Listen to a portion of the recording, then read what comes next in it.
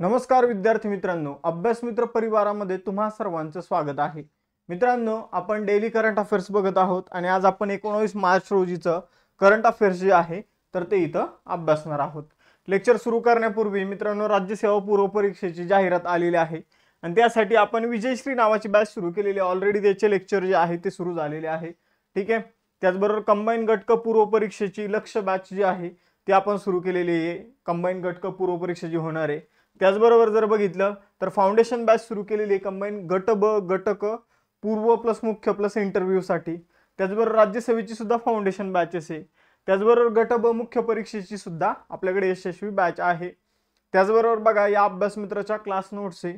यापैकी बऱ्याचशा बॅचेस तुमच्यापैकी बऱ्याचशा जणांनी परचेस केलेल्या असतील. बाकी ज्यांनी केलेलं नसेल त्यांनी लवकरात लवकर करा, कारण आता ॲडव्हर्टाईज सुद्धा आलेली आहे. ठीक आहे.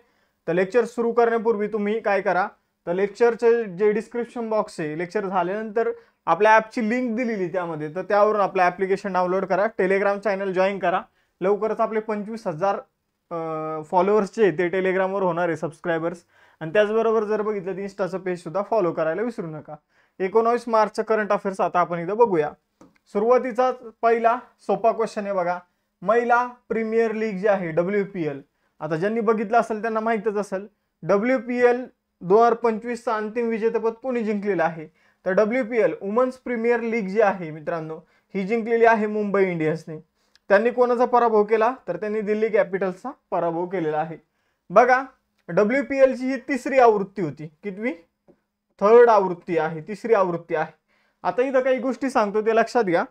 पहिली आवृत्ती जी आहे ती मुंबईने जिंकली होती, दुसरी जी आहे ती RCB ने जिंकली होती आणि तिसरी आवृत्ती जी आहे ती आता मुंबईने जिंकलेली आहे. त्याचबरोबर तुम्हाला सांगू इच्छितो की या तिन्ही आवृत्तीमध्ये उपविजेता जो आहे मित्रांनो, उपविजेता जो आहे तर तो तिन्ही आवृत्तीमध्ये दिल्ली कॅपिटल्सच राहिलेला आहे. ठीक आहे. तर एवढं तुम्हाला लक्षात ठेवायचं बेसिक. अजून काही गोष्टी सांगतो ज्या महत्त्वाच्या आहे.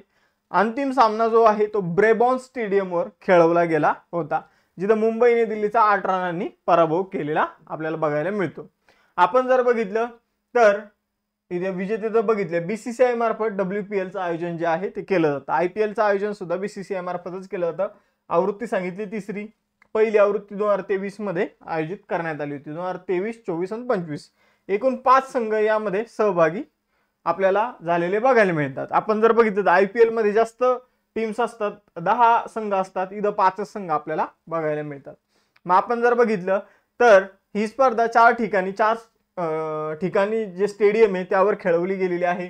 जसं की बँगलोर मध्ये चिन्नास्वामी स्टेडियम, लखनौ मध्ये जे काही स्टेडियम आहे, ठीक आहे, त्याचबरोबर वडोदरा गुजरात मध्ये जे काही स्टेडियम आहे आणि मुंबईमध्ये आपलं ब्रेबॉर्न स्टेडियम जे आहे तर तिथं हे सामने खेळवले गेले होते.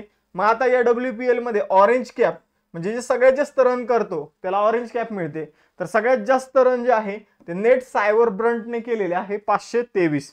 पर्पल कॅप जे सगळ्यात जास्त विकेट घेणारा खेळाडू असतो एमिलिया केर, हिला हा पर्पल कॅप जी आहे ती मिळालेली आहे. तिने 18 विकेट घेतलेले आहे.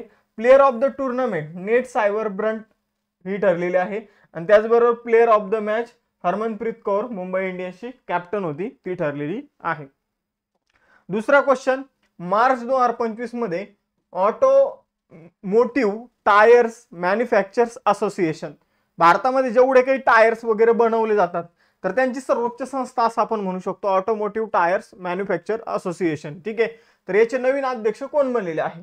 बघा मित्रांनो, याचे नवीन अध्यक्ष बनलेले अरुण मामेन. ठीक आहे. अरुण मामेन सध्या तुम्हाला एक कंपनी माहित असेल, ठीक आहे, MRF टायर तर सगळ्यांनाच माहित असेल. तर यामध्ये उपाध्यक्ष आहे आणि आता त्यांना ऑटोमोटिव्ह टायर मॅन्युफॅक्चर असोसिएशनचे अध्यक्ष बनवण्यात आलेला आहे. तर आपण जर बघितलं तर सध्या उपाध्यक्ष आणि व्यवस्थापकीय संचालक म्हणून काम करत आहे ती MRF लिमिटेड मध्ये. आणि आता आपण त्याला शॉर्टकटमध्ये आत्मा असं म्हणतो, ATMA automotive tyre manufacture association, त्याचे ते अध्यक्ष बनलेले आहे. आपण जर बघितलं तर ही एक राष्ट्रीय उद्योग संस्था आहे, म्हणजे सरकारची एक कंपनी आहे ऑटोमोटिव्ह टायर्स मॅन्युफॅक्चर असोसिएशन. आपण जर बघितलं 1975 मध्ये या संस्थेची स्थापना झालेली आहे. मुख्यालय नवी दिल्ली या ठिकाणी आपल्याला बघायला मिळतं. आता ज्या काही राष्ट्रीय स्तरावर महत्त्वाच्या नियुक्त झालेल्या आहे तर त्या आता आपण बघून घेऊया. सर्वोच्च न्यायालयामध्ये नवीन न्यायाधीश म्हणून जॉय माल्या बागची यांची नियुक्ती करण्यात आलेली आहे. इंडियन बँक्स असोसिएशनचे नवीन अध्यक्ष जे आहे, नवीन मुख्य कार्यकारी अधिकारी जे आहे ते अतुल कुमार गोयल हे बनलेले आहे. होंडा कार्स इंडियाचे नवीन अध्यक्ष ताकाशी नाकाजिमा हे ठरलेले आहे. Hindustan petroleum corporation limited HPCL चे नवीन अध्यक्ष आणि व्यवस्थापकीय संचालक विकास कौशल हे ठरलेले आहे. पहिल्या महिला कायदा सचिव ज्या आहे त्या अंजू राठी राणा हे ठरलेले आहे. त्यानंतर राष्ट्रीय खनिज विकास महामंडळ जे आहे तर याचे नवीन अध्यक्ष आणि व्यवस्थापकीय संचालक अमिताभ मुखर्जी हे ठरलेले आहे. बार काउन्सिल ऑफ इंडिया याचे नवीन अध्यक्ष जर आपण बघितलं तर मनन कुमार मिश्रा यांची पुनर्नियुक्ती करण्यात आलेली आहे. अजित रत्नाकर जोशी आपण जर बघितलं तर हे ईडीचे कार्यकारी संचालक बनलेले आहे. त्याचबरोबर तुहिनकांत पांडे जर बघितलं यांची नियुक्ती सिक्युरिटी म्हणजे सेबी जी शेअर मार्केटला कंट्रोल करते तिलाच आपण सेबीचा फुल फॉर्म आहे securities and exchange board of India. Madhuri Puri Buch याचे त्या अध्यक्ष होत्या. त्यांच्या जागी तुहिनकांत पांडे जे भारताचे वित्त सचिव आहे तर त्यांच्या 11वे अध्यक्ष म्हणून नियुक्ती करण्यात आलेली आहे. रतन टाटा एंडोमेंट फाउंडेशन जे आहे तर त्याचे नवीन अध्यक्ष एन चंद्रशेखरन बनलेले आहे. पंतप्रधान नरेंद्र मोदींचे दुसरे प्रधान सचिव बनलेले आहे शक्तिकांत दास, पहिले आहे PK मिश्रा. आणि ज्ञानेश कुमार जर बघितलं तर भारताचे नवीन मुख्य निवडणूक आयुक्त म्हणून त्यांची नियुक्ती करण्यात आलेली आहे. त्यानंतर जागतिक ग्राहक दिन 2025 कधी सेलिब्रेट करण्यात आला तर 15 मार्चला जागतिक ग्राहक दिन सेलिब्रेट करण्यात आला. आपण जर बघितलं 1983 पासून हा दिवस जागतिक ग्राहक दिन सेलिब्रेट करण्यात येतो. याची थीम आहे a just transition to sustainable lifestyle अशी या जागतिक ग्राहक दिनाची थीम आहे. तर 15 मार्च जागतिक ग्राहक दिन लक्षात ठेवा. त्यानंतर मार्च 2025 मध्ये टाटा कम्युनिकेशनचे नवीन अध्यक्ष म्हणून कुणाची नियुक्ती करण्यात आली तर टाटा कम्युनिकेशन, टाटाच्या बऱ्याचशा कंपन्या, टाटा स्टील झालं, त्यानंतर आपण जर बघितलं तर TCS झालं, ठीक आहे. त्यानंतर जर बघितलं तर टाटा मोटर्स झालं, खूप साऱ्या कंपन्या आहेत, अगदी टाटा नमक झालं, ठीक आहे. तर यातली जी कंपनी टाटा कम्युनिकेशन्स तर याचे नवीन अध्यक्ष बनलेले एन गणपती सुब्रमण्यम, ठीक आहे. तर यांना शॉर्टकटमध्ये NGS म्हणून ओळखलं जातं, एन गणपती सुब्रमण्यम. तर आपण जर बघितलं तरी टाटा कम्युनिकेशनचे नवीन अध्यक्ष बनलेले आहे. आता बघा आपण जर बघितलं तर टाटा ग्रुपचे सध्याचे अध्यक्ष कोण आहे तर नोएल टाटा. टाटा ट्रस्टचे सध्याचे अध्यक्ष कोण आहे नोएल टाटा. रतन टाटा एंडोमेंट फाउंडेशनचे नवीन अध्यक्ष कोण बनलेले आहे तर एन चंद्रशेखरन. आणि आता जर आपण बघितलं मित्रांनो तर टाटा कम्युनिकेशनचे अध्यक्ष कोण बनलेले एन गणपती सुब्रमण्यम, ठीक आहे. तर या गोष्टी लक्षात ठेवा. टाटा कम्युनिकेशनची स्थापना 1980 मध्ये झाली, मुंबई महाराष्ट्रामध्ये मुख्यालय आहे. यानंतर 5वा क्वेश्चन, 15व्या हॉकी इंडिया सिनियर महिला राष्ट्रीय चॅम्पियनशिप 2025 चे विजेतेपद कोण जिंकले तर महिलांची राष्ट्रीय चॅम्पियनशिप कशाची तर हॉकीची, सिनियर हॉकीची, ठीक आहे. तर याचं विजेतेपद जे आहे मित्रांनो ते जर आपण बघितलं तर झारखंडच्या महिलांनी ही स्पर्धा जी आहे ती जिंकलेली आहे. त्यांनी कुणाला हरवलं तर त्यांनी हरियाणाला फायनल सामन्यामध्ये आपण जर बघितलं तर मात दिलेली आपल्याला बघायला मिळते. तर ही जी राष्ट्रीय चॅम्पियनशिप जी आहे मित्रांनो ती हरियाणाने जिंकलेली आहे. हिचं आयोजन पंचकुला हरियाणामध्ये करण्यात आलं होतं. झारखंडने जिंकलेले आहे, त्यांनी हरियाणाला हरवलेले, ठीक आहे. तर झारखंडने जिंकले, हरियाणाला हरवलं, आयोजन सुद्धा पंचकुला हरियाणामध्ये करण्यात आलं होतं, ठीक आहे. तर पेनल्टी शूटआउट मध्ये हरियाणाचा आपण जर बघितलं झारखंडने 4-3 असा पराभव केलेला आहे, ठीक आहे. तर एवढी गोष्ट लक्षात ठेवायची आहे. आपण जर बघितलं झारखंडच्या संघाने ही ट्रॉफी प्रथमच जिंकलेली आहे. झारखंड विजेता आहे, उपविजेता हरियाणा आहे ज्याला रौप्य पदक देण्यात आलं, विजेत्याला सुवर्ण पदक, आणि तिसऱ्या क्रमांकावर राहिला मिझोरम, त्याला कांस्य पदक देण्यात आलेलं आहे. क्रीडाविषयक घडामोडीवर प्रश्न होता, मग क्रीडाविषयक घडामोडी बघून घेऊया. बघा फेब्रुवारी 2025 साठी ICC पुरुष खेळाडूचा आणि महिला खेळाडूचा जो काही ICC मार्फत इंटरनॅशनल क्रिकेट काउन्सिल मार्फत दिला जाणारा पुरस्कार जो आहे तो कोणाला मिळाला तर पुरुषांमध्ये शुभमन गिलला, आणि आपण जर बघितलं तर महिलांमध्ये अलाना किंगला जे ऑस्ट्रेलियाचे आहे. त्यानंतर ICC चॅम्पियन्स ट्रॉफी कोण जिंकली, भारताने जिंकली, भारताने न्यूझीलंडला हरवलं. 6वे आशियाई महिला कबड्डी विजेतेपद कोण जिंकलं, भारताने जिंकलं, उपविजेता इराण आपल्याला बघायला मिळाला. World junior chess championship Pranav व्यंकटेशने जिंकलेली आहे. त्यानंतर मेजर ध्यानचंद खेलरत्न पुरस्कार 4 जणांना मिळाला. मनू भाकर, ठीक आहे, ऑलिम्पिक मध्ये 2 कांस्य पदक मिळवले होते. डी गुकेश ज्याने चेसची चॅम्पियनशिप जिंकलेली आहे. हरमनप्रीत सिंग तुम्हाला माहितच असेल हॉकीचे खेळाडू आहे, आणि प्रवीण कुमार. तर आपण जर बघितलं यांनी काय केलेलं आहे, यांना चौघांना मेजर ध्यानचंद खेलरत्न पुरस्कारानं सन्मानित करण्यात आलेले आहे. चिली ओपन 2025 ही जी काही टेनिसची स्पर्धा आहे, हिचं दुहेरी विजेतेपद कोणी जिंकलं? आपल्याला दुहेरी विजेतेपद का लक्षात ठेवायचं, कारण यामध्ये एक विजेता भारतीय आहे. तर ऋत्विक चौधरी, बोलीपल्ली आणि निकोलस बॅरियन यांनी चिली ओपन स्पर्धेचं दुहेरीचं विजेतेपद जिंकलेलं आहे. तसंच बेंगळुरू ओपन टेनिस स्पर्धेमध्ये दुहेरीचं विजेतेपद कोणी जिंकलं? तर ते जिंकलं अनिरुद्ध चंद्रशेखरन आणि रे हो या दोघांनी. रणजी ट्रॉफी कोण जिंकली? तर विदर्भाने रणजी ट्रॉफी जिंकली. त्यानंतर तिसरं साबा स्पर्धा जी आहे, साबा म्हणजे काय तर साऊथ एशियन बास्केटबॉल असोसिएशनची जी काही महिलांची चॅम्पियनशिप आहे, त्याला शॉर्टकटमध्ये साबा म्हटलं जातं. मग ही स्पर्धा भारताने जिंकलेली आहे. आरबीआय द्वारे 5वा डिजिटल पेमेंट जागरूकता सप्ताह जो आहे, तर तो कधीपासून कधीपर्यंत आयोजित करण्यात आलेला आहे? तर डिजिटल पेमेंट बाबत जागरूकता निर्माण करण्यासाठी आरबीआयने आपला 5वा सप्ताह जो आहे त्याचं आयोजन 10 मार्च ते 16 मार्च दरम्यान केलेलं आहे. किती? 10 मार्च ते 16 मार्च. लक्षात ठेवा, येऊ शकतं. याची थीम होती या वर्षीची इंडिया पेज डिजिटली. तर अशी थीम होती. 2021 मध्ये पहिल्यांदाच आपण जर बघितलं तर डिजिटल पेमेंट जागरूकता सप्ताह सेलिब्रेट करण्यात आला होता आणि ही याची 6वी आवृत्ती आहे, जी 10 ते 16 मार्च मध्ये आयोजित करण्यात आलेली आहे. आरबीआय विषय जाणून घेऊया. बघा मित्रांनो, भारतामध्ये बँकिंग सिस्टम कंट्रोल करणारी जी संस्था आहे ती आहे आरबीआय. भारतातील मौद्रिक धोरण सांभाळणारी जी संस्था आहे ती आहे आरबीआय. मुख्यालय आहे मुंबई महाराष्ट्रामध्ये. 1 एप्रिल 1935 ला 1934च्या कायद्यानुसार स्थापन झालेली आरबीआय. आरबीआयचं राष्ट्रीयकरण 1 जानेवारी 1949 मध्ये झालेलं आहे. बघा मित्रांनो, आता तुम्हाला हे सांगा की 1935 मध्ये आरबीआयचं भाग भांडवल जे आहे तर ते होतं 5 लाख. ठीक आहे.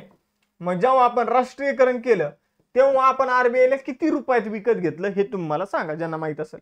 आरबीआयचे गव्हर्नर आहे संजय मल्होत्रा. आरबीआय मध्ये 4 आपण जर बघितलं डेप्युटी गव्हर्नर सुद्धा आहे. यामध्ये M Rajeshwar Rao, Swaminathan J, T Ravishankar, M D Patra यांचा सहभाग आपल्याला बघायला मिळतो. कोणत्या राज्य सरकारने मुख्यमंत्री समृद्ध परिवार योजना सुरू केलेली आहे? तर मुख्यमंत्री समृद्ध परिवार योजना मध्य प्रदेश सरकारने सुरू केलेली आहे. तर ह्या योजनेमध्ये अशी स्पेसिफिक कशावर फोकस नाही करते, खूप साऱ्या गोष्टी या योजनेमध्ये आपण जर बघितलं ते इन्क्लूड आहे. थोडक्यात या योजनेचा जो काही उद्देश आहे तो गरीब कुटुंबाचं जीवनमान उंचावणं हा आहे. ठीक आहे. तर मुख्यमंत्री समृद्ध परिवार योजनेचा उद्देश काय आहे? ग्रामीण भागातील गरीब कुटुंबातील लोकांचं जीवनमान उंचावणं. ही जी काही योजना आहे तर ती 2025-26 मध्य प्रदेशचा जो अर्थसंकल्प आहे त्यामध्ये जाहीर करण्यात आलेली आहे. आपण जर बघितलं तर या योजनेमध्ये सामाजिक सुरक्षा देणं, गृहनिर्माण, लोकांसाठी घर निर्माण करणं, अन्न सुरक्षा देणं, कल्याणकारी योजना ज्या असतील तर त्यांचा समावेश सुद्धा या योजनेमध्ये केला जाणार आहे आणि 125 कोटी रुपयांची तरतूद या योजनेसाठी करण्यात आलेली आहे. मध्य प्रदेशची स्थापना जी आहे ती 1 नोव्हेंबर 1956 रोजी करण्यात आली होती. भोपाळ राजधानी आहे. मोहन यादव मुख्यमंत्री आहे. मंगूभाई पटेल राज्यपाल आहे. 55 जिल्हे आहे मध्य प्रदेशमध्ये आणि आपण जर बघितलं तर रविशंकर शुक्ला मध्य प्रदेशचे पहिले मुख्यमंत्री राहिलेले आहे. आशियातील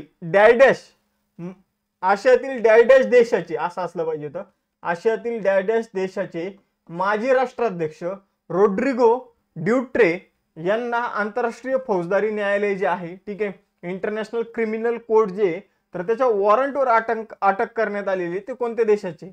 तर आशियातील आपण जर बघितलं तर फिलिपिन्सचे माजी राष्ट्राध्यक्ष जे आहे रोड्रिगो ड्युट्रे तर यांना इंटरनॅशनल क्रिमिनल कोर्टने जे काही वॉरंट जाहीर केलेलं आहे त्यानुसार अटक करण्यात आलेली आहे. तर विषय काय होता तो मी तुम्हाला सांगतो. हे जेव्हा राष्ट्राध्यक्ष होते तर यांच्या कार्यकाळात जे काही मानवी हक्क असतात, मानवाधिकार असतात तर त्यांचं मोठ्या प्रमाणावर उल्लंघन झालं होतं. ठीक आहे. आणि मग त्यामुळे जर आपण बघितलं तर त्यांना आता त्यांच्यावरील गुन्हे सिद्ध झाल्यानंतर त्यांच्या अटकेचे आदेश जे आहे ते देण्यात आलेले आहे. आपण जर बघितलं 2016 ते 2022 या कालावधीमध्ये ते फिलिपिन्सचे राष्ट्राध्यक्ष होते. कोण? तर ड्युट्रे. ठीक आहे. नाव लक्षात ठेवायचं, रोड्रिगो ड्युट्रे. मग आपण जर बघितलं त्यांच्या अटकेचं वॉरंट जाहीर झालेलं आहे. आपण जर बघितलं त्यांच्या कार्यकाळात अंमली पदार्थ जे ड्रग्स वगैरे आहे तर त्याचा पण खूप मोठ्या प्रमाणावर देशामध्ये ड्रग्स वितरित करण्यात आलं होतं. आपण जर बघितलं तर इंटरनॅशनल क्रिमिनल कोर्ट जे आहे त्याची स्थापना 1 जुलै 2002 मध्ये झालेली आहे. हेग नेदरलँडमध्ये त्याचं मुख्यालय आहे. तर जे काही आंतरराष्ट्रीय कोर्ट आहे मित्रांनो ते मोस्टली हेगमध्येच आपल्याला बघायला मिळतात. फिलिपिन्सची राजधानी मनिला. फिलिपिन्स पेसो चलन आहे. आशिया खंडातच येतं फिलिपिन्स, आपला आसियानचा पार्ट आहे. त्यानंतर बोंग मार्कोस हे तिथले सध्याचे अध्यक्ष आहे. शेजारी आहे ताइवान, व्हिएतनाम, मलेशिया, इंडोनेशिया. त्यानंतर जर बघितलं फिलिपिन्सशी संबंधित काही महत्त्वाचे कन्सेप्ट जी के करंट अफेअर्स लक्षात ठेवायचे, जसं की फिलिपिन्स आणि व्हिएतनाम मध्ये दक्षिण चीन समुद्र आहे. रॅमन मॅग्सेसे पुरस्कार जे आहे तर तो फिलिपिन्स देशाकडून दिला जातो. रॅमन मॅग्सेसे हे फिलिपिन्सचे राष्ट्राध्यक्ष होते. चक्रीवादळाला वेगवेगळ्या ठिकाणी वेगवेगळ्या नावाने ओळखलं जातं. फिलिपिन्स मध्ये त्याला टायफून म्हटलं जातं. त्यानंतर आंतरराष्ट्रीय भात संशोधन संस्था फिलिपिन्स मध्ये आहे. ठीक आहे. राष्ट्रीय भात संशोधन संस्था कुठे आहे हे तुम्ही मला कमेंट बॉक्स मध्ये सांगा. उष्णकटिबंधीय चक्रीवादळ बागुइगो ठीक आहे, उष्णकटिबंधीय चक्रीवादळ शी संबंधित संस्था जी आहे बागुइगो, ठीक आहे, ही फिलिपिन्स मध्ये आहे. एवढं लक्षात ठेवायचं. यानंतर भारत मार्च 2025 मध्ये कोणत्या देशात थेट परकीय गुंतवणुकीचा सर्वोच्च स्रोत बनलेला आहे? तर मार्च 2025 चा जर आपण विचार केला तर भारताने सगळ्यात जास्त थेट परकीय गुंतवणूक जी आहे तर ती केलेली संयुक्त अरब अमिरात मध्ये, ठीक आहे, दुबईमध्ये. मग आपण जर बघितलं संयुक्त अरब अमिरात UAE मध्ये भारत सगळ्यात जास्त गुंतवणूक केलेली आहे. भारत त्यांचा सगळ्यात मोठा आपण जर बघितलं तर जे काही फॉरेन डायरेक्ट इन्व्हेस्टर जो आहे तो भारत बनलेला आहे. भारताने एकूण FDI पैकी 21.5% FDI भारतातून दुबई UAE मध्ये झालेली आहे. दुसऱ्या क्रमांकावर US 13.7%, तिसऱ्या क्रमांकावर फ्रान्स 11%, चौथ्या क्रमांकावर UK, युनायटेड किंगडम 10%, स्वित्झर्लंड मग 6.9%. आपण जर बघितलं तर UAE ची राजधानी आहे अबुधाबी. दिरहम तिथलं चलन आहे, आशिया खंडात येतो. आणि आपण जर बघितलं तर अरबी तिथली भाषा आहे. मार्च 2025 मध्ये प्रवाह आणि सारथी उपक्रमांसाठी डिजिटल ट्रान्सफॉर्मेशन अवॉर्ड जो आहे 2025 तो कोणाला प्रदान करण्यात आलेला आहे? पहिले अवॉर्ड विषय जाणून घेऊया. तर एखादी समजून घ्या संस्था जर डिजिटलायझेशनवर फोकस करण्यासाठी प्रयत्न करत असेल तर त्यासाठी एक अवॉर्ड दिला जातो आपल्याकडे, डिजिटल ट्रान्सफॉर्मेशन अवॉर्ड.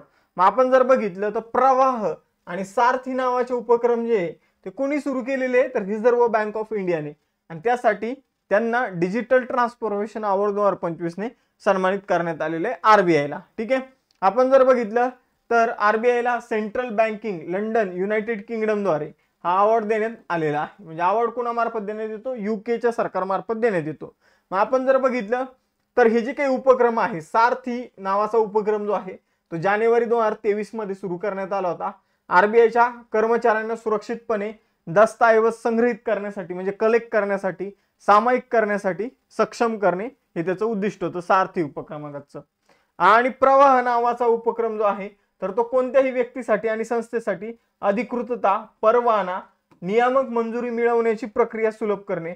समजा की एखादा परवाना जर तुम्हाला घ्यायचा असेल, वित्तीय परवाना, समजा एखाद्याला बँक स्थापन करायची असेल तर त्याची काय प्रोसेस आहे, काय प्रक्रिया आहे, हे प्रवाह या डिजिटल प्लॅटफॉर्मच्या माध्यमातून तुम्हाला RBI त्याबाबतची माहिती देते. ठीक आहे. तर डिजिटल ट्रान्सफॉर्मेशन अवॉर्ड जो आहे मित्रांनो तो डिजिटल इनोव्हेशन टेक्नॉलॉजीचा अवलंब केल्यामुळे देण्यात येतो. यानंतर पुढील प्रश्न आहे, मार्च 2025 मध्ये युनेस्कोच्या संभाव्य वारसा यादीमध्ये कोणत्या राज्यातील स्थित कांगेर व्हॅली नॅशनल पार्क समाविष्ट करण्यात आलेला आहे? म्हणजे आता युनेस्कोने याला जागतिक वारसा स्थळ म्हणून घोषित केलेलं नाहीये, पण भविष्यात आम्ही याला घोषित करू शकतो. अशा संभाव्य वारसा स्थळांची यादीत हे कांगेर व्हॅली नॅशनल पार्कला समाविष्ट केलेले. मग हे कुठलं आहे? तर कांगेर व्हॅली नॅशनल पार्क जे आहे मित्रांनो ते छत्तीसगडचं आहे. भविष्यात याला युनेस्कोचा जागतिक वारसा स्थळाचा दर्जा जो आहे तो मिळू शकतो. तर या भागातील नैसर्गिक सौंदर्य, जैवविविधता, पर्यावरण याचं महत्त्व लक्षात घेऊन यांना या ठिकाणाला जागतिक वारसा स्थळांच्या संभाव्य यादीमध्ये समाविष्ट करण्यात आलेलं आहे. ठीक आहे. तर आपण जर बघितलं तर तिथे जैवविविधता, गुहा, धबधबे, घनदाट जंगलासाठी हे राष्ट्रीय उद्यान प्रसिद्ध आहे.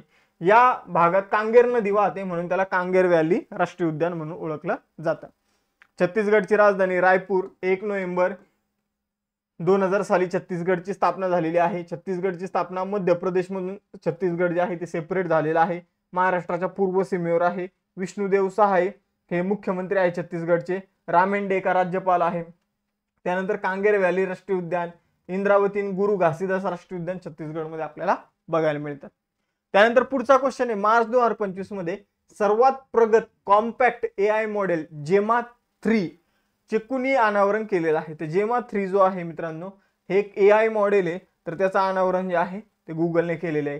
तर जेमा, जेमिनी हे जे काही AI आहे ते गुगल मार्फत विकसित करण्यात आलेले आहे. ठीक आहे. तर हे एकदम ॲडव्हान्स AI मॉडेल आहे, जसं की ChatGPT आपण म्हणतो. ठीक आहे.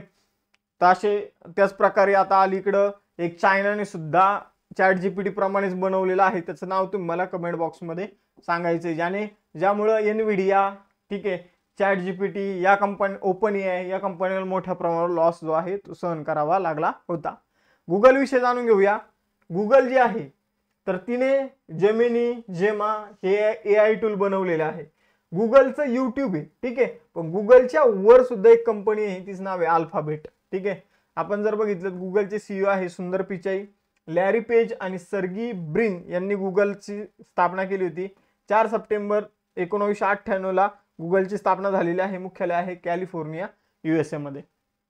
टेस्ट क्वेश्चन आजचं तुम्हाला की 5वा डिजिटल पेमेंट जागरूकता सप्ताह कधी सेलिब्रेट करण्यात आला हे तुम्हाला सांगायचंय. आणि आपण भारत जो आहे तो कोणत्या देशाचा सगळ्यात मोठा फॉरेन डायरेक्ट इन्व्हेस्टर बनलेला आहे हे तुम्हाला सांगायचं आहे. त्याचबरोबर राज्यसेवेची ॲड आलेली आहे. आपल्याकडे फाउंडेशन बॅच सुद्धा आहे मित्रांनो, आणि पूर्व परीक्षेसाठी सुद्धा बॅच आहे, या तुम्ही जॉईन करू शकता.